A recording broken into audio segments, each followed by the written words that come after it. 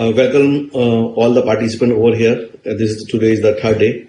The Honorable Past President ICI Nilesh Bikramsingh, the today's keynote speaker K.S. Srinivasan ji, Hamid Khalid ji, and Amit. All the full packed personalities over here in this today program. As I said, the first building block is the Information Technology Act. It gave a legal framework for the entire digital economy. It enabled e-commerce, it enabled MCA 21, it enabled a whole lot of things which a lot of you as chartered accountants would be familiar. It's based on a UN law, and not many countries have a law like India which covers the entire gamut of digital transactions. The amendments which made all kinds of codes. Indian Penal Code, the great IPC, was written in 1860. The Evidence Act dates back to 1872. The Bankers Book Evidence Act dates back to 1891. Reserve Bank itself is 1934. To bring 100-year-old, 150-year-old laws and make it compliant with the needs of a digital economy was a huge task, which was performed by Information Technology Act, which really enabled things to work. And then you had the new acts like payment and settlement systems for regulation and supervision of all kind of payment systems, from your digital wallets to electronic payments to all transfers that you do, IMPS and NEFT and what have you. Right from the withholding tax, or as we call it, tax-directed source in India, right from the filing of online returns, right from the refunds, and now we have got faceless assessment, faceless appeals, which all, I think the income tax journey started about maybe 10, 15, 12 years ago. We went through the trials, we went through the tribulations of the initial phase. But as professionals, I think being predominantly chartered accountants, cost accountants, company secretaries, I think we have been involved with this whole process. And I would say we have worked shoulder to shoulder as a true partner to the government in the digitization of, I would say, starting with the income tax, this thing. Lot of pain we also suffered. Initially, there were a lot of issues as far as the system being put in place. But I would like to speak a little bit more about GST, because I was involved firsthand in the GST implementation when it happened on 1st of July 2017. And I would just like to narrate again a fantastic move for integrating the country from a federal and the state government perspective. I think the state subjects all brought into one law, different indirect taxes bringing into one platform, and that too completely technology based. I think GST is one law right from day one. The government was very clear that this has to be based on technology. It cannot be no manual interface. So each and everything, right from registrations, returns, refunds, etc., whatever you call it, is on digital, on the portal and the platform only.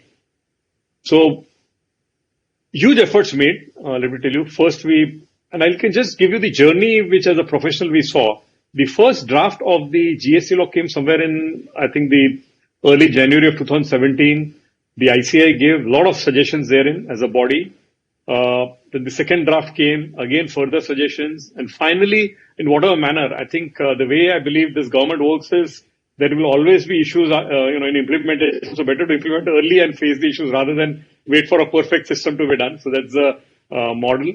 The 1st July, the new law was implemented, 30th June night in the parliament, and huge challenges, I would say. When I say professional here, I don't only mean the practicing professional. I would say the professional who are involved in businesses, in industries, in companies, who have been doing a lot of back-end work, and plus the practicing professionals. All, putting a lot of efforts.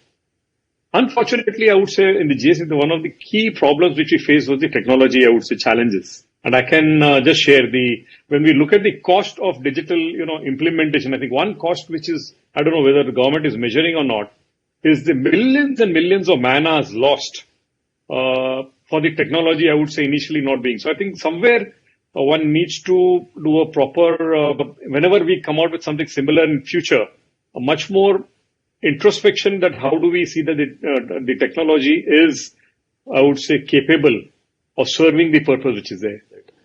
Because of the availability of these kind of digital media helped improve the implementation and distribution to a large extent.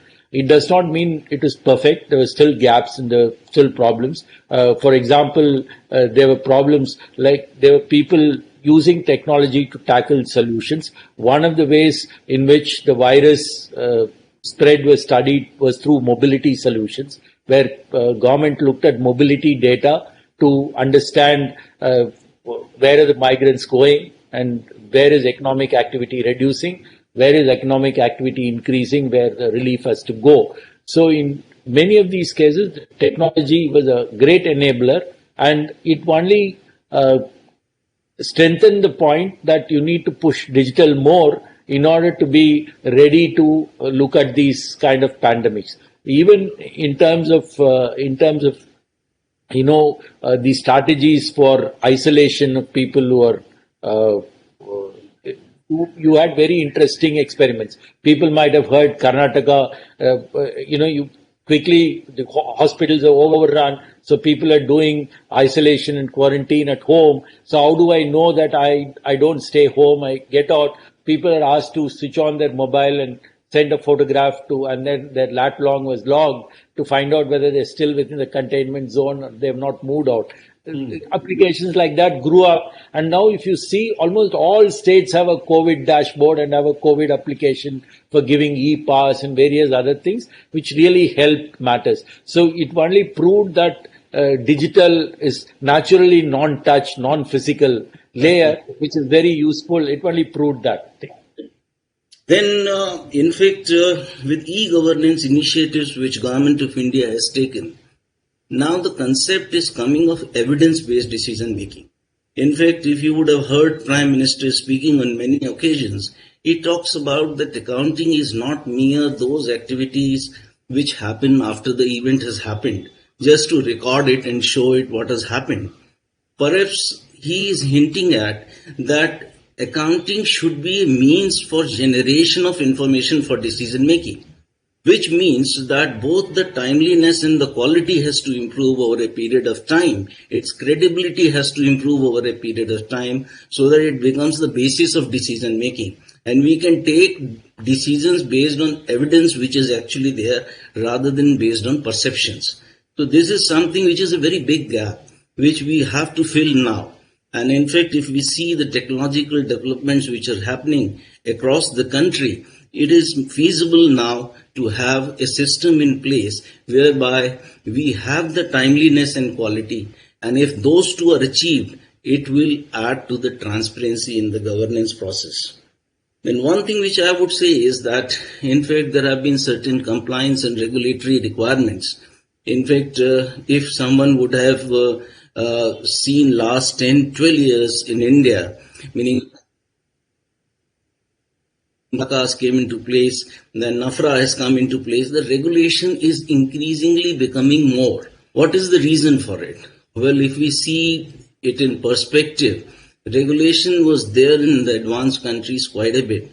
But regulation in this country, the impression is that perhaps we have to run fast and go towards regulation more. The reason is that when private sector will start playing a very major role in the economy, then we have to ensure that private sector works for the benefit of the country. This year, because of this COVID crisis, we are every week we are sending a flash figure generated for expenditure and revenue data from our system to the finance ministry for taking informed decision. That what is the country's expenditure, what is the revenue collection, what is the total debt which is there. So all these transactions are being recorded as they are happening. We have got now the IT systems have slowly matured, and we have been able to leverage those IT systems on one hand to record the financial transactions, and on the other hand even to look into the opaque part of the cash-based financial reporting, where as soon as the government releases of money, it is considered as spent as far as the cash-based account is concerned. But to track it down to the beneficiary when it actually moves out of the government account, we are tracking down to the lowest level where the fund moves to the actual beneficiary. The problem is when you have different financial reporting manuals, it then leads to different outcomes when you are presenting your financial statements. And apart from having difficulties in consolidating them at the whole of government level, you also then get issues with comparability and usability. So if you are used to looking at private sector accounts, you will see that the local authority accounts are laid out very differently because they follow a different system. Then another point that I wanted to just highlight, and I know Mr. Jury alluded to that as well, is a difference between the accruals budgeting and the financial reporting. And basically, some of the transactions are just treated differently under the two systems, and that creates problems for parliamentary scrutiny, since they are not able to trace the budget, and it's the budget that the Parliament votes on to the final numbers reported in the annual report. So comparing the budget to reported outcomes was very difficult. So what actually took place then in 2012 was a project called the Clear Line of Sight, and that project reviewed the differences between budgeting and financial reporting, and they set about trying to minimize all those differences. And when I say minimize, they weren't able to eliminate every last one, but they did try their best.